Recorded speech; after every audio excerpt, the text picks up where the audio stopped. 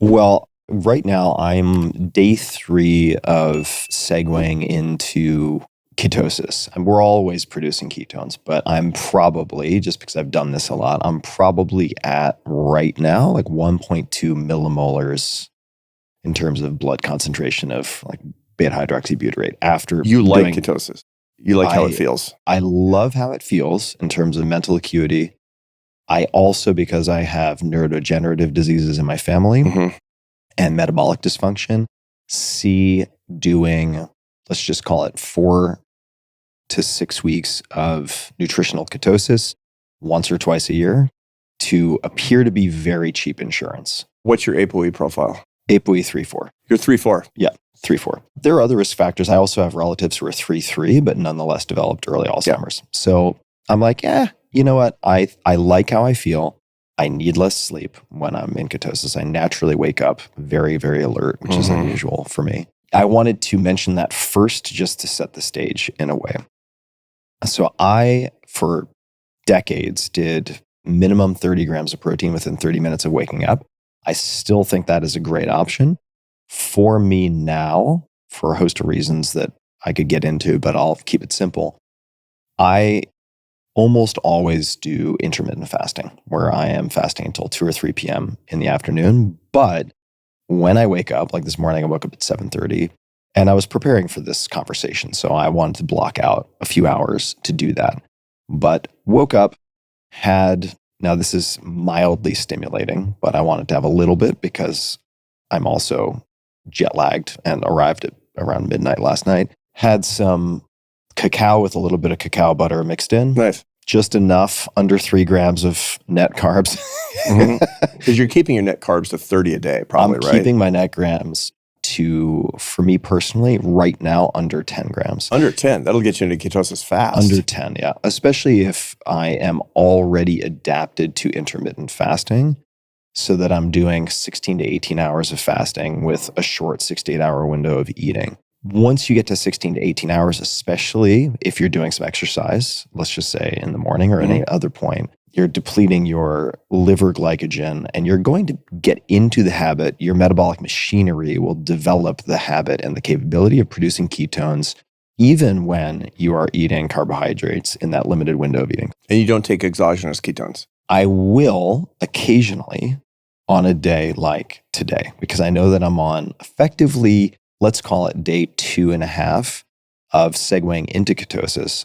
I think my natural production is roughly where I mentioned. My natural production right now is probably around 0.9. Let me just back up. So I wake up at 7:30.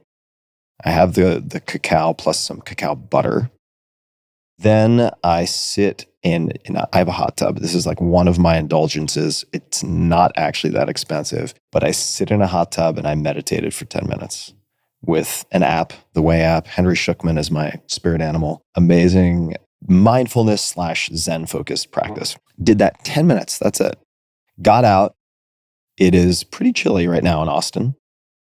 Gets down to, I think last night was 37 low. Got into my pool for a few minutes and got out, cold shower, came back in, and then sat down. And this was my kind of deep work prep, right? No interruptions. There's non-trivial similarity to what I'm trying to do neurocognitively. Yeah, exactly. Yeah. And then on the way here, about 15 minutes prior to arriving, knowing my start time, there were a few other bells and whistles that I threw in nutritionally in terms of supplements and so on earlier in the morning, but had one nitro cold brew from Starbucks and about 15 milliliters of exogenous ketones. In this case, it's BHB bonded to 1,3-butanediol, which I do have some reservations about. Long-term chronic use, I think, could be liver toxic, but I'm doing it very intermittently.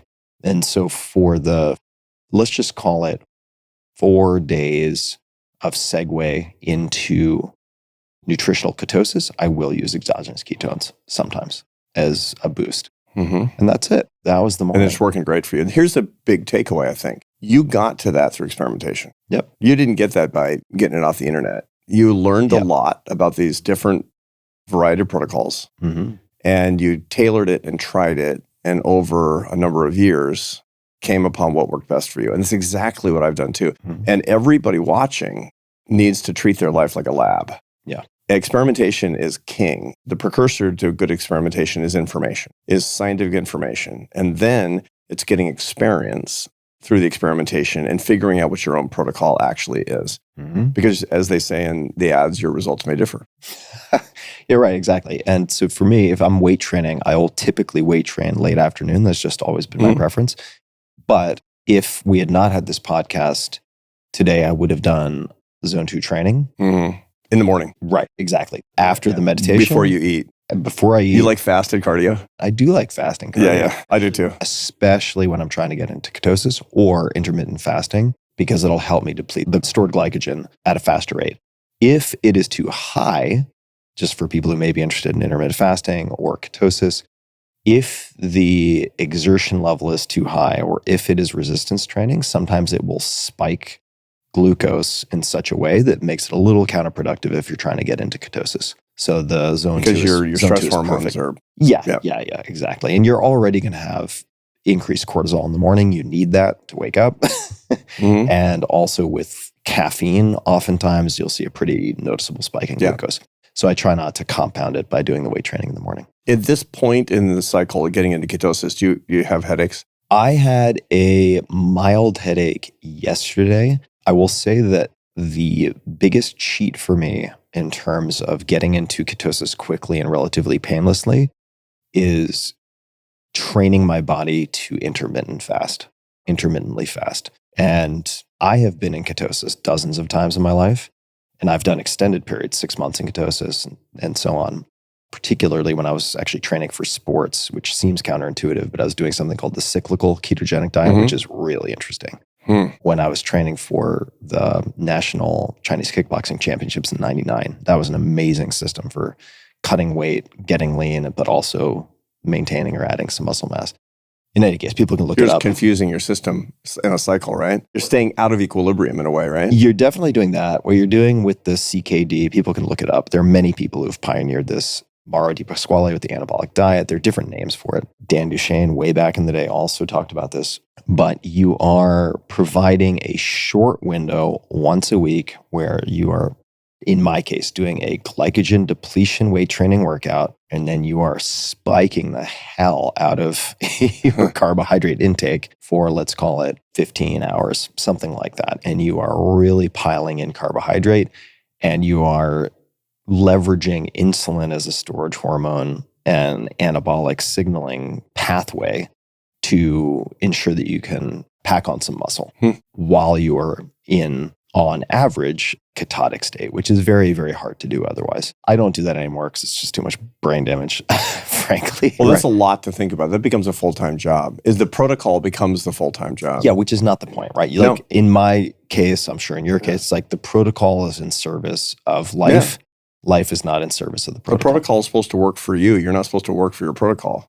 And I mean, we're not going to belabor this point, but in a world, and people, there's a great Chuck Palahniuk quote that I don't want to get wrong. People can look it up, but basically says, Big Brother isn't watching you. He's entertaining you, like entertaining you to death. And like just talking about the sort of modern digital ecosystem and the role of technology, et cetera. But suffice to say, if you can single task for 4 hours from a competitive advantage perspective, Not using pharmaceutical grade, psychostimulants. you're in an elite group. You're in an absolute elite group, and you absolutely can do it with proper health and exercise disciplines. And also, I'll just say to your point, right, managing the physiology. I had a great conversation with Dave Bazuki recently, who's the co-founder and CEO of Roblox. And he and his wife are the largest, their foundation is the largest funder of metabolic psychiatry research, including ketogenic therapy, which includes Chris Palmer at Harvard. That stuff's super interesting. Ketosis for me, it is like taking modafinil and all of the kind of short-term powerful but long-term penalty drugs that I've tested. Have you time. ever taken a selective serotonin reuptake inhibitor, an SSRI? I have never taken one for antidepressant. I have taken what is similar. It's not exactly an SSRI, but I have used trazodone for sleep. Well, trazodone is a monocyclic, right? It's a really early generation antidepressant. It is effectively a failed antidepressant because it put people to sleep. That was repurposed as a sleep drug, is my understanding. Like Unisom was supposed to make you not sneeze. And it's doxylamine succinate actually was supposed to make you, was an antihistamine that was repurposed as a sleeping pill. Yeah, there you go. That is it. But why do you ask about SSRIs? Well, the reason I ask that is because a lot of people will say that they find that a proper keto diet is better than an SSRI too for the serotonin effects. Oh, yeah. People should look up Chris Palmer. I had a conversation with him as well. But for mood stabilization, mood elevation, but not in a peak and trough type of way, I have found nothing better than the ketogenic diet. That's interesting. So for mood management, this is fundamental for you. It is, without exception, the number one with no close second. So poets take note. Yeah, poets take note. And maybe you should just, we have to revisit this. People are like, what is this mad scientist poet stuff? You want to just explain what we're talking about? There are 4 affect profiles. And affect profiles mean the intensity of your negative and positive emotion. You're born with this. So there are times in your life when you have more positive emotionality or more intense negative emotionality, depending on circumstances. But this is your baseline state.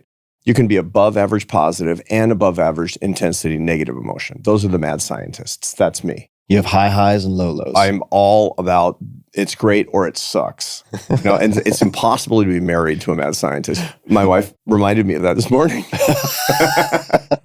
You can be above average positive and below average intensity negative. These are cheerleaders. These are the happiest people. They have some weaknesses. They tend to be bad bosses because they won't accept bad news and they can't give criticism. Like, no bad vibes, man. Yeah. There are some people who are low. They're just low affect people. These are the judges.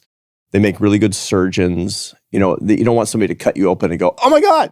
That's not what you want. You want somebody who's going to be like, I can take that out. Or, nuclear power reactor operators or something who are really calm. Low means low positive, low negative. Low positive, low negative. Got it. Their sine wave is flatter. They're steady, man. I mean, they're not freaking out about anything. And then there are those who are low intensity, positive emotion, but high intensity, negative emotion. And these are the poets. And the poets are the most interesting. And the reason is because they tend to be the most creative and most romantic. And part of that is because there's this research. All neuroscience research is contested. I should preface this. But there's a part of the limbic system called the ventrolateral prefrontal cortex that is involved in your rumination when you're depressed. Yep. Ruminative depression, ruminative sad depression is a heavy activity of the ventrolateral prefrontal cortex. You also use it when you're ruminating on a business plan or writing a symphony, and when you're ruminating on another person because you're falling in love. And that's why poets tend to be depressive, creative, and romantic. Tim Ferriss, my friends. This is Tim Ferriss. That's me in a nutshell. Yeah. And so the whole point is that you need, no matter who you are, you need to appropriately manage your mood. The essence of self-management is mood management. Starts with knowledge about who you are. And people can go to my website and take a test and figure out who they are, which profile you are. And then you got to figure out what you need to do in mood management. Do you need to elevate positive emotion or do you need to manage? You don't need to eliminate negative emotion. You don't want to do that. You'll be dead in a week. Negative emotion is really important for protection. Sadness, anger, disgust, fear. But you want to manage it so it's not dysregulating, so it's not exaggerated. And there are lots of techniques for doing it.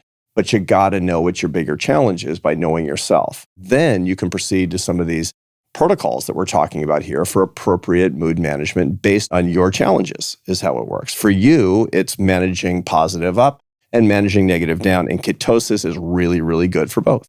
Yeah, I would say for folks who may fit the profile or who are curious about my personal experience that repeatedly, I mean, I've done this now dozens of times. It is very consistent. It completely removes the lowest 50% of my negative and bumps my positive baseline up 20%. This is really interesting because this might be the poet's protocol. Yeah. Ketosis might be the poet's protocol. For me, it's what I eat, how I self-administer caffeine, and it's actually how I do my exercise. When I'm super fasted, first thing in the morning, is incredibly efficacious for managing down my negative affect without accidentally managing down my positive affect.